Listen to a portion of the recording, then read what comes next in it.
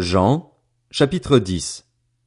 En vérité, je vous le dis, celui qui n'entre pas dans l'enclos des brebis par la porte, mais s'y introduit par un autre endroit est un voleur et un brigand. Mais celui qui entre par la porte est le berger des brebis. Le gardien lui ouvre et les brebis écoutent sa voix. Il appelle par leur nom les brebis qui lui appartiennent et il les conduit dehors. Lorsqu'il les a toutes fait sortir, il marche devant elles et les brebis le suivent, parce qu'elles connaissent sa voix. Elles ne suivront pas un étranger, mais elles fuiront au contraire loin de lui, parce qu'elles ne connaissent pas la voix des étrangers. Jésus leur dit cette parabole, mais ils ne comprirent pas de quoi il leur parlait. Jésus leur dit encore, en vérité, je vous le dis, je suis la porte des brebis. Tous ceux qui sont venus avant moi sont des voleurs et des brigands, mais les brebis ne les ont pas écoutés. C'est moi qui suis la porte. Si quelqu'un entre par moi, il sera sauvé. Il entrera et sortira, et il trouvera de quoi se nourrir. Le voleur ne vient que pour voler, égorger et détruire. Moi, je suis venu afin que les brebis aient la vie et qu'elles l'aient en abondance. Je suis le bon berger. Le bon berger donne sa vie pour ses brebis. Le simple salarié, quant à lui, n'est pas le berger et les brebis ne lui appartiennent pas. Lorsqu'il voit venir le loup, il abandonne les brebis et prend la fuite. Alors le loup s'en empare et les disperse. Le simple salarié s'enfuit, car il travaille pour de l'argent et ne se soucie pas des brebis. Moi, je suis le bon berger. Je connais mes brebis et elles me connaissent, tout comme le Père me connaît et comme je connais le Père. Je donne ma vie pour mes brebis. J'ai encore d'autres brebis qui ne sont pas de cet enclos. Celles-là aussi, il faut que je les amène. Elles écouteront ma voix et il y aura un seul troupeau, un seul berger. Le Père m'aime, parce que je donne ma vie pour la reprendre ensuite. Personne ne me l'enlève, mais je la donne de moi-même. J'ai le pouvoir de la donner et j'ai le pouvoir de la reprendre.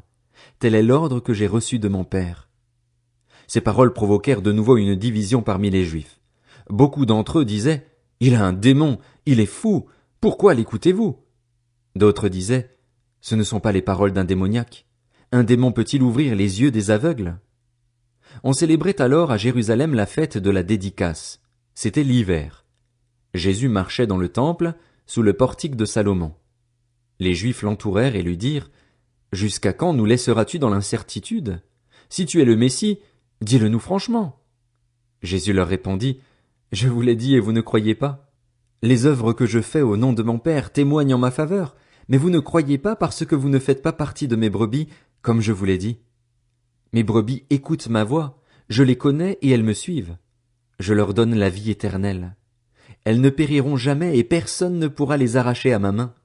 Mon Père, qui me les a donnés, est plus grand que tous et personne ne peut les arracher à la main de mon Père.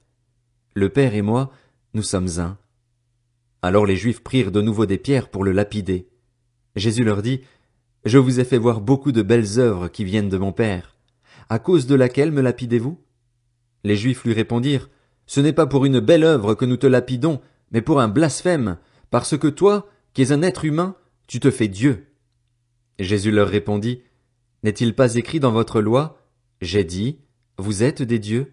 S'il est vrai qu'elle a appelé Dieu ceux à qui la parole de Dieu a été adressée et si l'écriture ne peut pas être annulée, comment pouvez-vous dire à celui que le Père a consacré et envoyé dans le monde, tu blasphèmes, et cela parce que j'ai affirmé, je suis le Fils de Dieu? Si je ne fais pas les œuvres de mon Père, ne me croyez pas.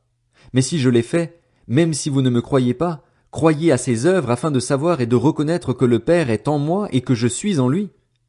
Voilà pourquoi ils cherchaient encore à l'arrêter, mais il leur échappa. Jésus retourna de l'autre côté du Jourdain, à l'endroit où Jean avait d'abord baptisé, et il y resta. Beaucoup de gens vinrent vers lui. Ils disaient « Jean n'a fait aucun signe miraculeux, mais tout ce qu'il a dit à propos de cet homme était vrai. » Et là, beaucoup crurent en lui.